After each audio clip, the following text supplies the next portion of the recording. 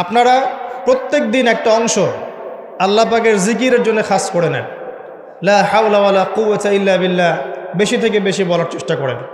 আল্লাহুম্মা সাল্লি আলা মুহাম্মাদ ওয়া সাল্লিম, দরুদ শরীফ বেশি বেশি পড়ার চেষ্টা করেন। যে ব্যক্তি একবার দরুদ পাঠ করবে নবী সাল্লাল্লাহু আলাইহি ওয়াসাল্লামের উপরে, আল্লাহর রাসূল বলছেন তার উপর আল্লাহ পাক 10 বার রহমত করবেন ইনশাআল্লাহ। তার আমলনামা থেকে 10টা গুনাহ আল্লাহ মাফ করে দিবেন।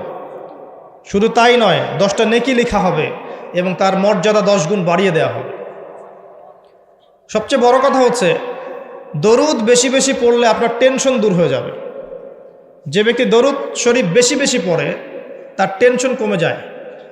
একজন সাহাবী জিজ্ঞাসা করেছিলেন, ইয়া রাসূলুল্লাহ সাল্লাল্লাহু আলাইহি ওয়াসাল্লাম, নবীর নাম আসলে কমপক্ষে সাল্লাল্লাহু আলাইহি ওয়াসাল্লামটুকু বলবেন, কারণ নবীজি বলেছেন সাল্লাল্লাহু আলাইহি ওয়াসাল্লাম, যার সামনে আমার নাম নেওয়া হয়েছে কিন্তু নাম শুনেও আমার প্রতি দরুদ পড়ে নাই, এই ব্যক্তির জন্য ধ্বংস।